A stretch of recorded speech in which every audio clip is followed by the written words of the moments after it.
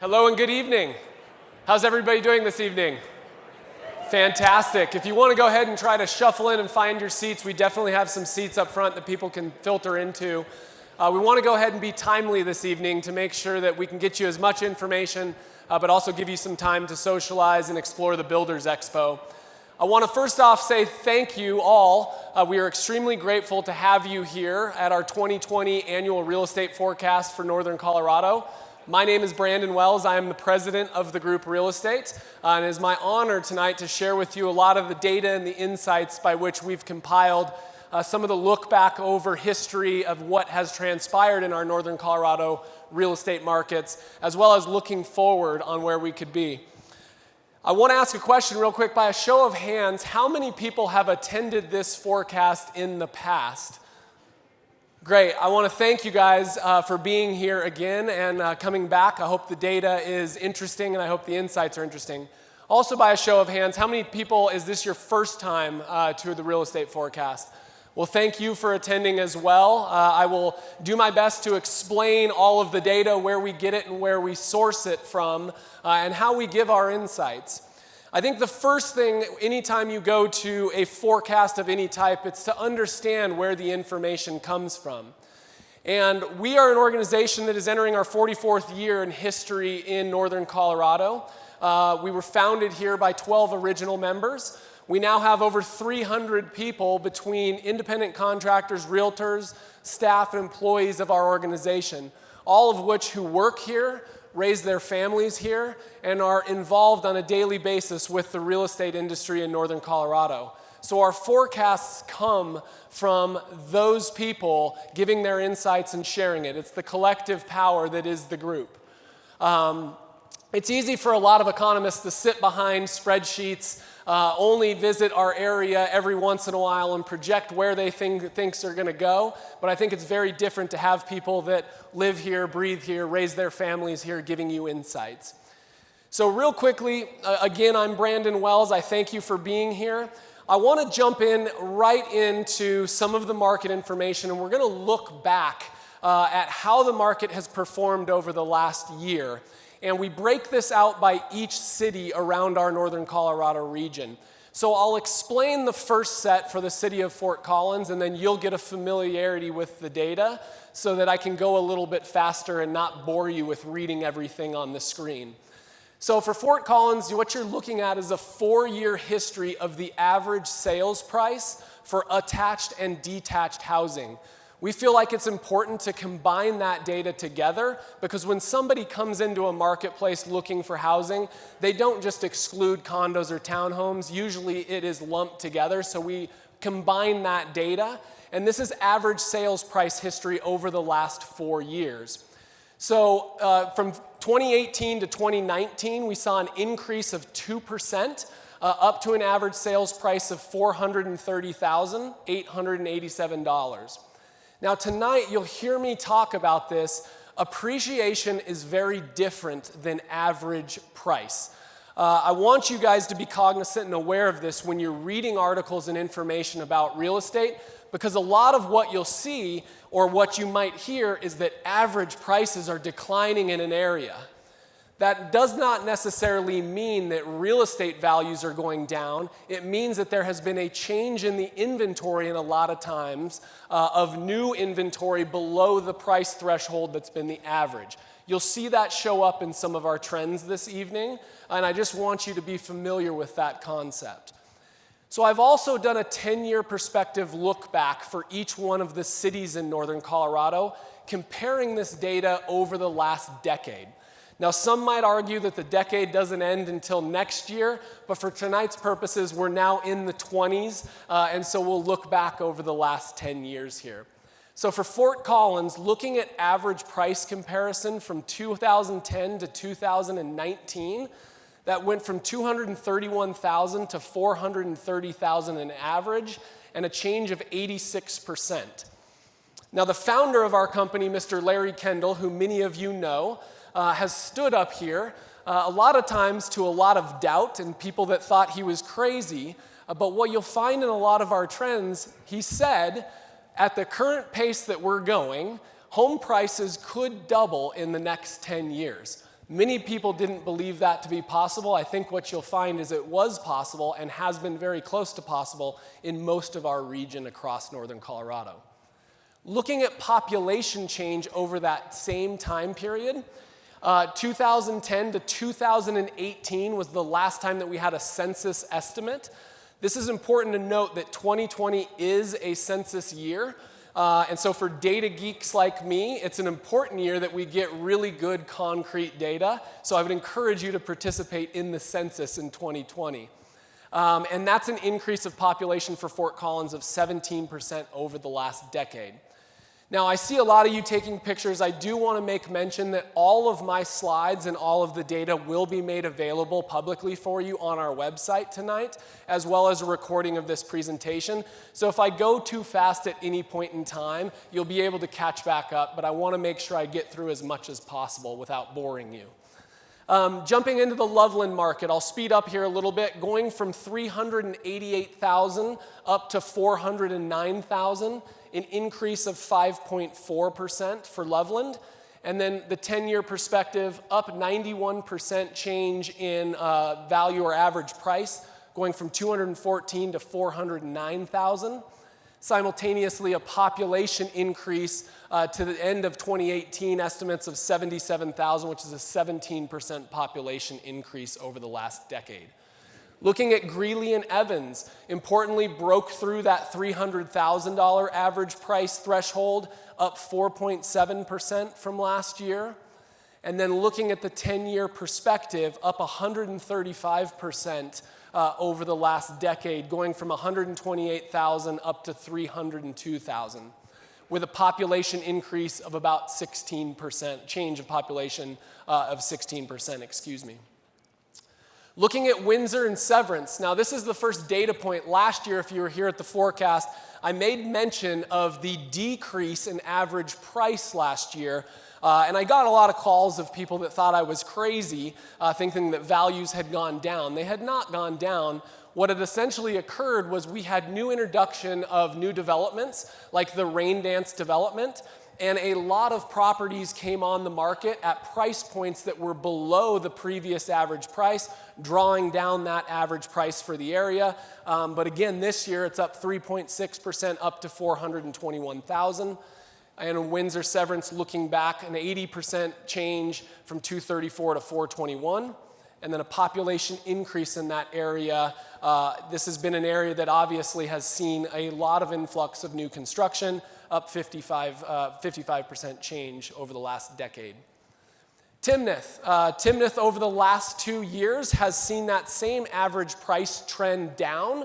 But if you look at Timnath, a lot of affluent luxury homes being built in that area, in the Wild Wing subdivision, in the Harmony Club area.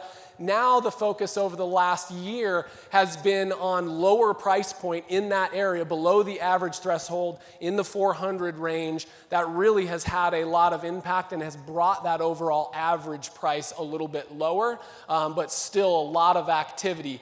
Now, Timnath is a town, you've seen 175% change in the average price. The population is one that is staggering, and this is really some of the insightful stuff that's happened all around our region, is these little communities that have pretty much gone unchanged for a long time have now become the areas of where you're seeing growth. The population increase of 372%, going from relatively an unchanged 625 from the mining days around the Poudre River to now where we sit with a lot of development in that area. Wellington, 356,000 is an average price, up 1.2%. And then again, seeing a change over the decade of 86%, and then a population growth of population change of 59%.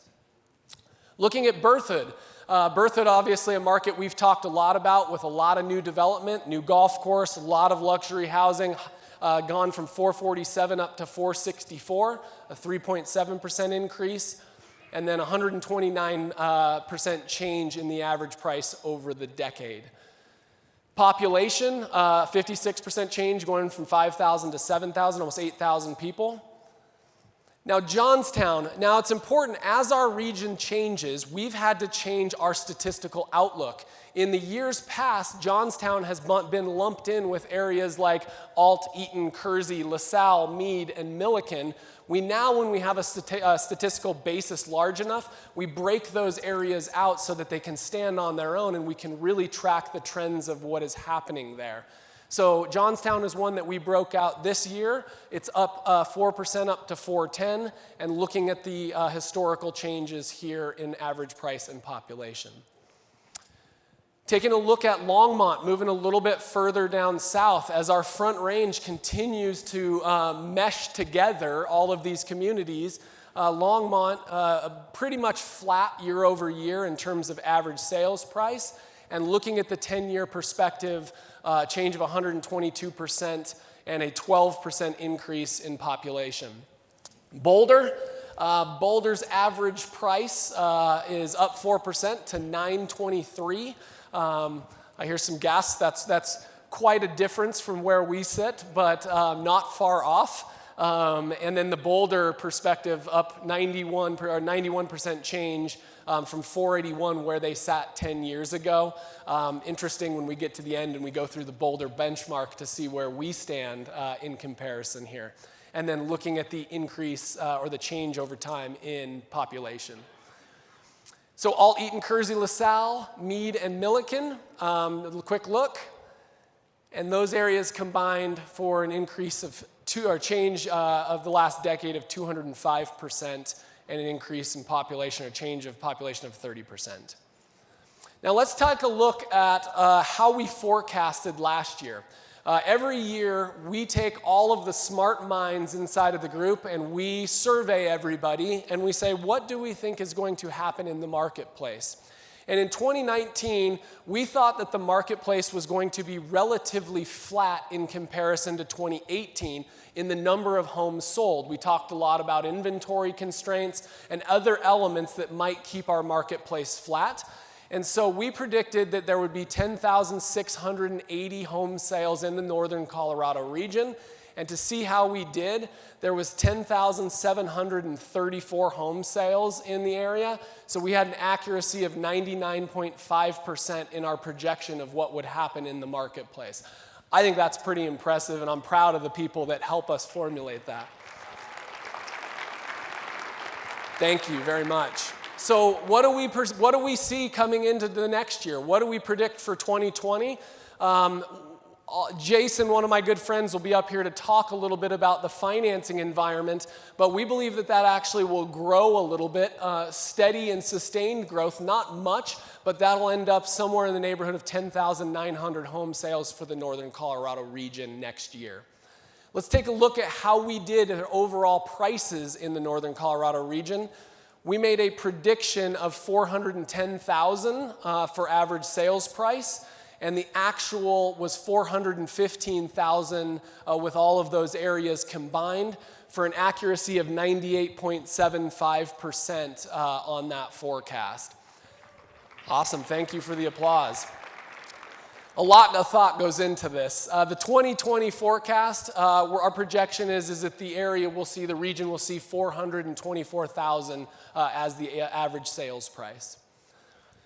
So I want to shift gears out of that data, and I want to talk about 7 stories that I think really have shaped our region and will continue to shape our region as we go forward. The first one is employment. If you've ever been to the forecast, you know that we preach from our standpoint that employment is our #1 leading indicator for the health of our marketplace. It gives us a 12 to 18 month lens into where we think things will go and what will transpire. So it really is the key to, and it is the puzzle piece for everything that we forecast, is what is happening with the number of employed and jobs in our region. So let's take a look first at Larimer County and compare 2018. So the upper left-hand corner is the growth rate. So 2018's growth rate was 2.9% at this time.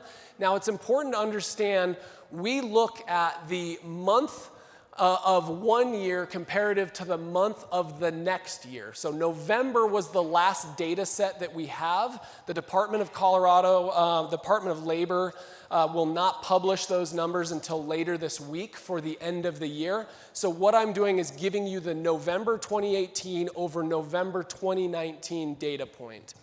So the growth rate actually accelerated to 3.4% for Larimer County. So we actually sped up a little bit and increased by about 7,000 number of employed. And unemployment has gone from 3.0 at this time last year down to 2.1. So it's safe to say we are pretty close to fully employed. That's pretty astonishing. I believe the nation currently sits at about 3.5. So looking at Weld County, very similar. We saw a speed up, and again, we saw unemployment rates come down, and then again, an additional employed, so growth there in Weld County. Looking at Boulder County went from 3.8% growth rate down to 2.4, added about 5,000 jobs, roughly a little short of that, and has unemployment of about 3.0. Now, what does this look like over the past decade? So for Larimer County, what you're looking at is on the bar chart, you're looking at the number of employed over time. So in 2010, about 157,000 employed in the region.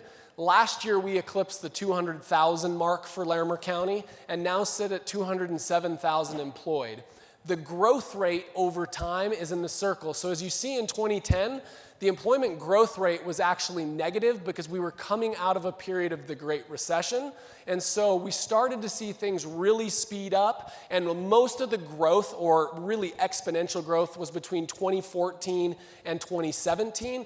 But we've still been well above the national average that has hovered somewhere in the neighborhood of 1.5 upwards to 1.9. So we have way outperformed the nation in terms of jobs added to our region. Looking at Weld County, same scenario, 120,000 up to 168,000 with growth rates. Weld County obviously has had some more fluctuation from the standpoints of oil and gas and some of the things that have happened in that area with oil and gas. But for the most part, you have continued to see really incredible growth across Weld County. Taking a look at Boulder County, very similar data. Kind of coming out of the recession with lower growth rates, negative growth rates, and being above the national average as well. So over that period of the last decade, if you combine all of that, we have an increase of employed in the region between Larimer, Weld, and Boulder County of 133,000. That is substantial job growth, and that is why we have seen the population changes, why we have seen prices kind of go where they have gone in most of our areas. It's fundamentally because the jobs have been plentiful for our region, much more so than other parts of the country and even other parts of the state. So we have been the epicenter of job growth for the state of Colorado, as well as most of the nation. The second thing I want to talk about is affordability, and I'm actually going to bring up a good friend of mine to share a little bit of insights about financial markets and talk about some of the projections from last year and some of the biggest stories that transpired. So I want to welcome up my friend Jason Pfeiffer from Group Mortgage, the president of Group Mortgage.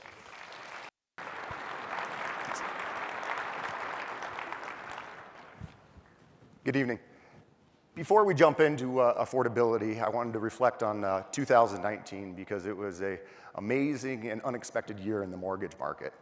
A year ago when we were looking at it, interest rates were in the high fours and everybody was anticipating interest rates to be in the fives. Obviously, this would have had a huge, huge impact on affordability. For those of you that were here last year, you may have remembered that I said I didn't think we'd see interest rates in the fours for very much longer. Well, on a technicality, it turns out that I was right. Because before the mid-year, we saw interest rates drop into the threes and remain under 4% for the remainder of the year. So where are we going to be in 2020, right? Well, according to those same experts that had it completely wrong last time, interest rates should be very stable and remain under 4%. However, I do want to talk about taking that forecast with a grain of salt. Because quite frankly, interest rates are very, very difficult to forecast. You look at historically, we were able to look at economic indicators and have a good feel for where interest rates were going to be. But now they're really driven by the Fed and their policies. Fed traditionally looked at the short-term interest rates, but with the introduction of quantitative easing, quantitative tightening, the Fed policy is impacting the long-term mortgage rates as well. So keep that in mind. Moving forward, I think some of the smaller stories that we're looking at is the conforming loan limits that you see here. This hasn't been widely talked about, but I think it is impacting our local market. From 2006 all the way to 2016, that maximum amount was $417,000, meaning that anything over that amount was a jumbo loan, which traditionally has a little bit higher interest rates and much more stringent underwriting and qualification guidelines. However, in the last few years, we've seen that bump up to $510,000, which has really opened up a large number of homes. Meanwhile, in the homes, we've seen the inventories at these higher price points drop. And I think the conforming loan limits is a huge reason for that. Refinances, there's a good likelihood that everybody heard a commercial on the way in or on the way home about the opportunity to refinance. So this isn't anything new, but it was interesting to look at in 2019, 50% of the refinances were cash out refinances. And this really makes sense when you start diving into it, because home equity is at an all-time high, okay? But really, for a lot of homeowners, that equity is trapped. So many people were able to secure a low rate in 2012 or 2016 when we saw interest rates below 4%. However, they want to utilize that equity during higher interest rates times. They have to decide, do we want to take a higher second rate mortgage? Do we want to refinance the whole thing and lose our low rate? So that home equity was trapped. However, now that we've seen rates drop down, it really opens up the opportunity for them to do what they want. What we're seeing them do is obviously look at debt consolidation of some of the high interest debt. I said that home equity was at an all-time high, so is high interest debt. Homeowners have the option to be able to refinance that, put it into their home, and that high interest debt that might be in the teens or even 20s, getting that down under 4% has considerable interest savings. Another thing we're seeing is renovations. The limited inventory that we're seeing is also a contributing factor to this, because people now are looking, if they can't go find their home, maybe they do a kitchen remodel, or maybe they do an addition or something along those lines. And the equity they have in their house is able to be put back into their home for those renovations. The last item that we're really seeing is utilizing those funds in order to provide the seed money to purchase a new property. And this new property might be an investment property or a second home, and a lot of times it's to help a family member. Maybe a child buy a home, maybe that's the down payment, but it also might be to help the child with some of that high interest debt that they've accrued to pay that down to help them for a qualification of their home. And that brings me to the final topic, which we were mentioning as far as affordability, specifically affordable myths. Ellie Mae recently did a study, and it showed that 48.6% of potential buyers thought you needed 20% or more for a down payment. 82% of them, over 82% of them, thought you needed a FICO score of over 700. In fact, 50% of those thought it needed to be a 750. If you think about that for a moment, basically 50% of potential home buyers think you need 20% down, about $80,000, and a 750 credit score. If you look at the gamut of loan programs out there, that's simply not the case. And here we have a room of industry leaders, and I think it's our responsibility and opportunity to really educate potential buyers on what they need. Because if they're sitting around and thinking that this is their only opportunity, that mindset, home ownership, is outside of their grasp. But when you start looking at the Fed study that compared the median net worth of a homeowner versus a renter, the median net worth of a homeowner is 44.5 times greater than a renter. And when you look at it through that lens, it quickly becomes a sign of not whether you can, afford a house, it's whether you can afford not to own a house. So with that, I'm going to transfer it back over to Brandon, but I did want to let you know if any of you have any questions about your specific scenario, please visit the Group Mortgage booth over in the expo. And for those of you that have been clients of us in the past, we'd just like to thank you for your business and your trust. Have a great evening.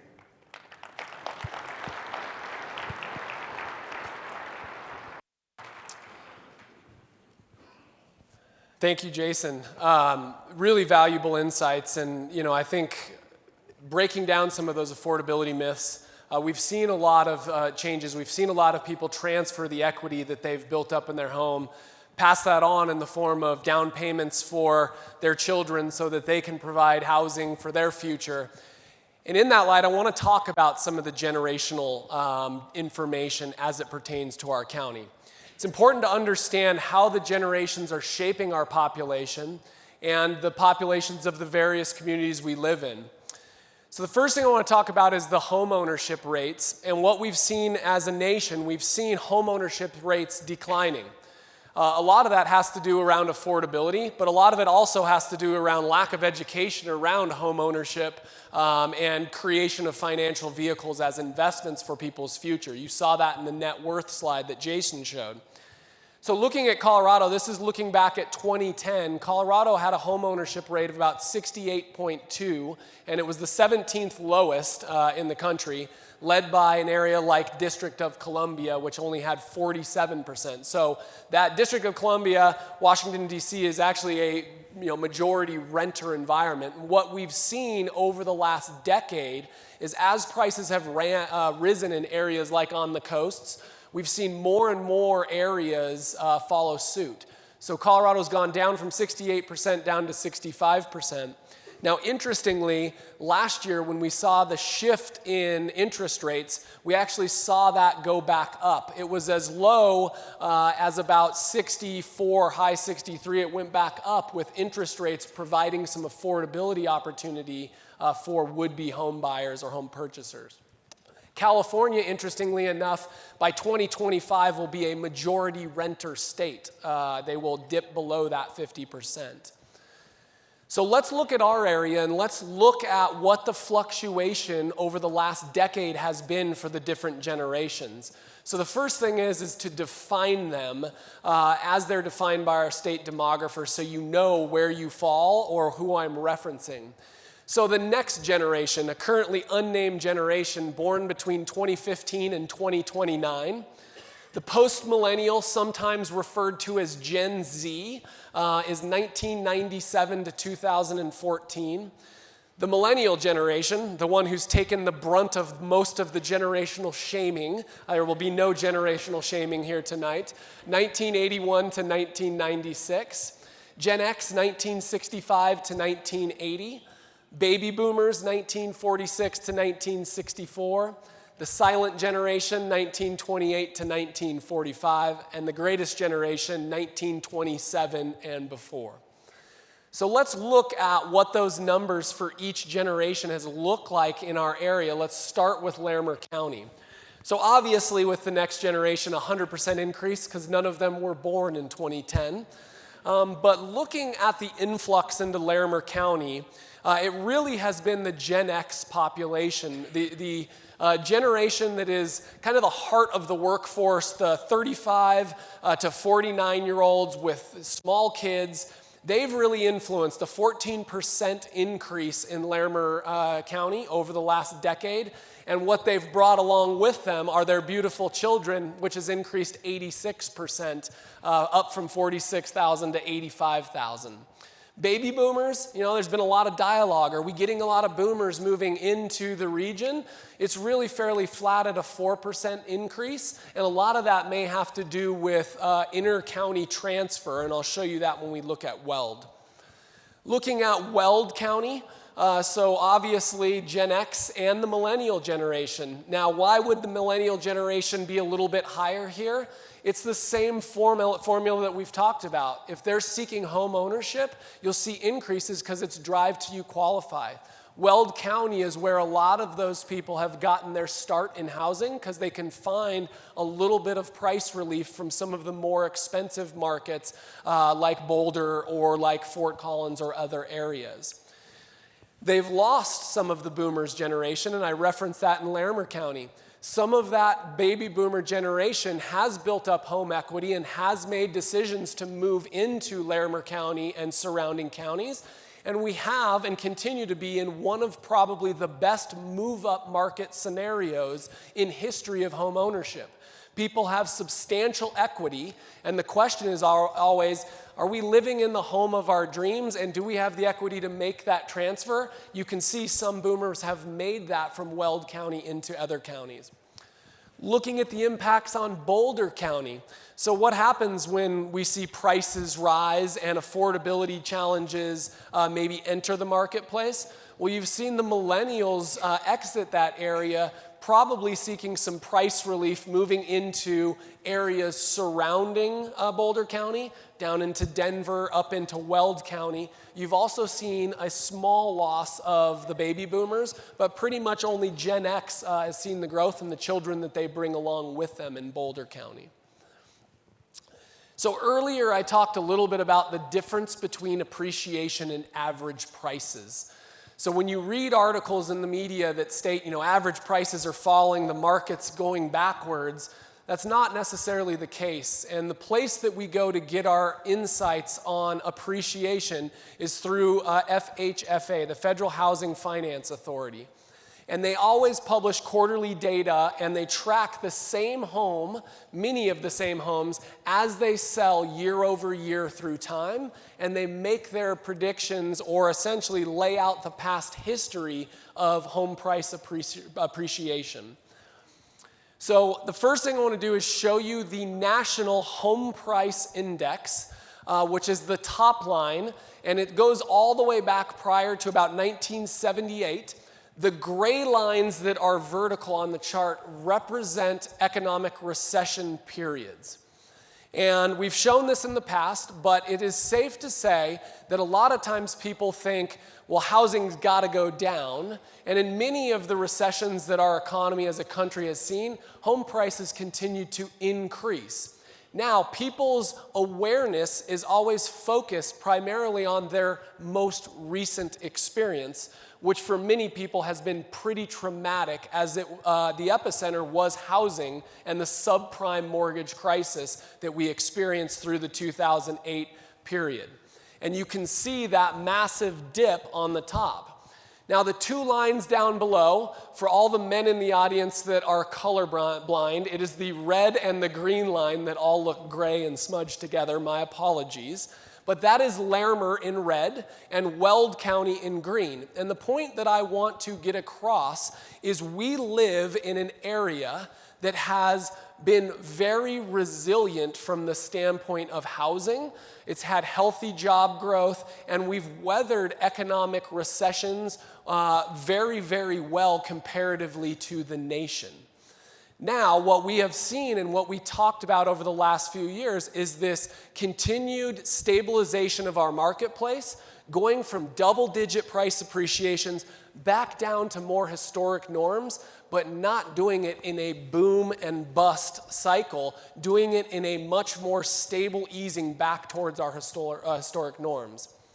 So let's take a look at Fort Collins and Loveland, and this is the Fort Collins and Loveland MSA. That's how they measure the data.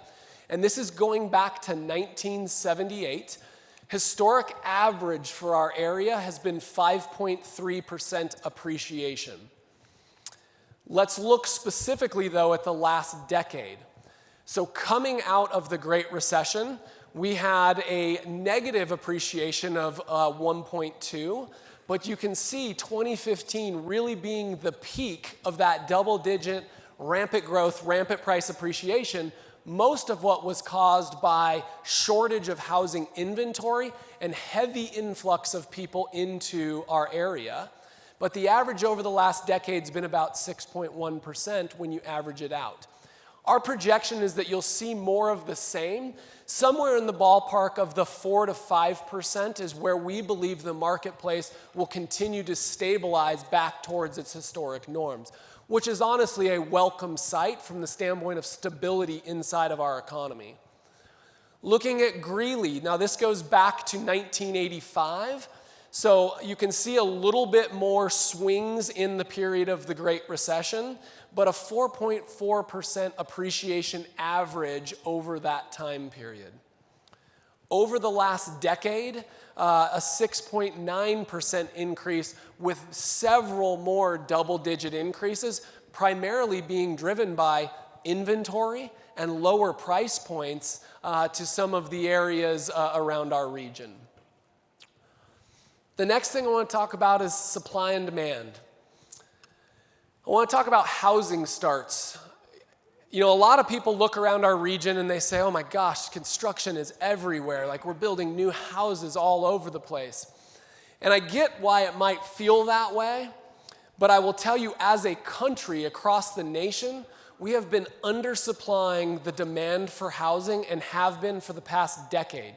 We've been running about 500,000 homes short for the past 10 years, which puts our country in a deficit of its housing needs of about 5 million homes nationwide. That is why you have seen price appreciation. The FHA, they just came out with data today that the 4-quarter average for the entire country has been 4.9% over the last year. And so we've continued to see shortage of inventory, high demand for housing, and prices continuing to rise. What it's going to take is it's going to take renewed efforts to start to build to the levels that we need to. Some positive notes on that is in December, we saw a massive increase of 16.9% month over month projections for new home builds coming out of the ground. So it's great to see those type of efforts. Talk a little bit more about this when I talk about future vision of what it's going to take to provide those households and do it in a responsible manner for our region. So I want to talk about supply and demand in sellers markets versus buyers markets. This is typically laid out as a months of inventory metric. And so what that means is with all of the homes on the market, with no new homes coming on the market, how many months would it take us to absorb all of those or for us to sell them all with the current demand? Is everybody following me? So 6 months is typically the balance or average historically for what represents a neutral market, not a buyer's market, not a seller's market. If we look at Fort Collins, and I'll go through each one of these areas through different price ranges, there is a lighter color bar that shows where we were last year at this time when we met and where we currently sit. So in Fort Collins, under 400,000, still a heavily a seller's market, but moving up, getting a little bit more inventory. Only 2 months worth of inventory, though, available for people interested in purchasing in that marketplace. Looking at 400 to 700,000, this market has actually gotten a little less inventory as well, down to 2.4 months of inventory.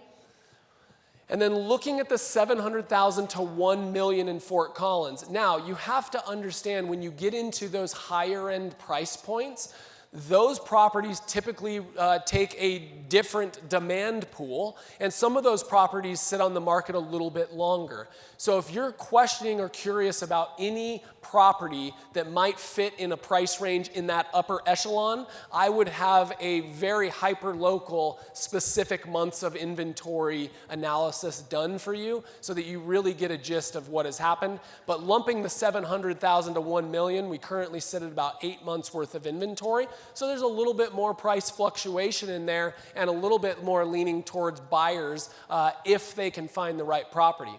What can also skew this data is something that Jason touched on earlier. There are far too many homeowners who have essentially built a massive amount of equity inside of the property, but have not made the investments necessary to keep their property on trend, attractive, and market ready should they determine to sell. Properties that are always kept up to speed, kept up to market condition, and in good order will always rise to the top. But we've seen a lot of larger end properties that over time have not kept pace with some of the renovation projects to make them necessarily attractive to some of the current demand pool. And what you're seeing from a younger generation as a whole is they don't want to inherit large houses with large renovation projects. They'll choose new construction that is on trend, up to par, high quality finishes. So there needs to be substantial investment of people to get those properties renovated, and that's what happens to sit on the market in that price point substantially. Let's look at Loveland. Less than 2 months of inventory, exactly the same as where we were last year. Loveland, 400 to 700,000. It's down to 2.6 months worth of inventory, still very much a seller's market. And Loveland 700 to a million, very different. 7 months worth of inventory down to 2 months worth of inventory. Probably not a lot on the marketplace if you're looking in that price range down there in the Loveland market. Greeley, under 300, we do a little bit different price range here, just so that we make sure we capture the market. But almost just 1 month's worth of inventory for Greeley under 300,000, really hard to find and in high demand. 300 to 500,000 for Greeley, 2.2 months. And then Greeley from 500,000 up to a million, really low, not much inventory in that high end as comparative to last year. I want to talk about future vision. You know, there's a lot of conversation in our region of, should we have all these developments? Should we allow this growth to occur in our region? And I will tell you, whether we like it or not, growth is going to be a part. When you bring jobs, when you have a quality of life as high as we do in northern Colorado, growth will continue to happen. I think we need to be very careful that we don't adopt no growth policies from the standpoint of manipulation of supply and demand, because as we have seen, it can have severe consequences as it pertains to affordability. I think thoughtful future leadership of what infrastructure of the future looks like for our communities. How can the public and private sector come together to make sure that we're paying attention to where we will be in the next decade or the next 20 years? And trying to build a community and communities that are thoughtfully projecting what will happen and what types of trends and things do we need to be made aware of. We've got a lot of changes in technology from the standpoint of automating vehicles, artificial intelligence. Will the roadways that we have today be the same roadways that we have the next decade? It's going to take substantial work with leadership. It'll take counties coming together with cities and the private sector coming together to put that vision in place. The other thing is infrastructure. We've seen more and more municipalities across our region adopt fiber broadband networks to provide those services, which makes it attractive from the standpoint of workforces and people wanting to bring their life here to northern Colorado. But it also is required for the next generation of technology, things like 5G technology. This will impact all of us in the room from the standpoint of smart homes, connected devices. 4 years ago, I stood up here and I talked about smart home technology, and I'm just curious, by a show of hands, how many people have either a doorbell, a camera system, or a thermostat that is connected to the internet? Real quick, by a show of hands. That's wildly different than when we asked 4 years ago, only a small sliver. That type of technology will continue to grow and gain steam and become more and more readily available through 5G technology. But our cities need to invest in that infrastructure because they need to get fiber connection to those towers to provide that type of connectivity. We also need to be paying attention to, and we're very fortunate from the standpoint of where we sit as a region, of renewable energy. We are so far ahead of most other communities and regions in the country from the standpoint of sustainable, less carbon footprint, and it's going to take that type of thought leadership to help have sustainable growth moving into the future. I'll shift gears real quick and talk about rents and vacancies. So these are rental rates and vacancy rates for the state of Colorado. What does multifamily look like? The question we often get is, with all of these apartment complexes, like, are we able to sustain that growth? They're popping up everywhere. Well, let's look at Colorado. These are the vacancy rates over the last decade. We're at the second lowest since we've tracked over the last decade at 4.9% vacancy as a state. And you can see rents have gone, these are average rents, have gone from $872 up to $1,400. Let's look at it on a regional basis. So Fort Collins has average rents of $1,412 with a vacancy rate of 2.6%. 1426 in Loveland with vacancy at 2.4%. And Greeley at 2.1% with really high rents comparatively to the other areas. So rents continue to be very stable and continue increasing while vacancies remain incredibly low. What you'll find is most of those developers that are building these multifamily projects look at our region and go, there's more people seeking to rent, there's population influx, and there still is opportunity for us to provide that. The region has absorbed those projects very well with very low vacancy. The last thing for me this evening is to give us a look at our Boulder benchmark. The Boulder benchmark is something that we have done for a long time at this forecast, and we essentially look at the same property built during the same time period in 3 different communities: Greeley, Colorado, Fort Collins, Colorado, and Boulder, Colorado. It was built by Wheeler Construction. They are smaller floor plan properties. They typically range in the square footage of about 900 up to about 1,100 square feet. And they were built during that same time period. So let's first look this year at our Boulder benchmark property for Greeley, Colorado. 2017 14th Avenue. It sold for a price of $265,000 at $268 a square foot, and it sold on July 16th. Let's take a look at Fort Collins. Same property, same builder, just in a different city. 412 Cornell, 1,026 square feet, sold for $474,000 at $451 a square foot this past November. Lastly, let's look at the same property in Boulder. 750 South 43rd Street, 1,040 square feet, $740 a square foot, and sold in June of this past year. Now, at the request of some of the attendees a couple years ago, I plot these out so you can see historically the properties we've chosen and how that trend has looked. And so you can kind of see the trend.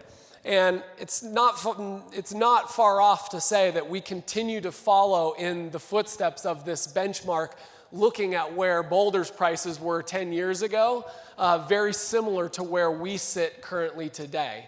Now, I'm not going to stand here and tell you that my forecast is that we're going to end up at the same exact place. I think our growth will continue, but I do think it will be a little bit more moderated in the sense of more historical averages. So with that being said, that is it for me this evening. It's been a pleasure to share some of this.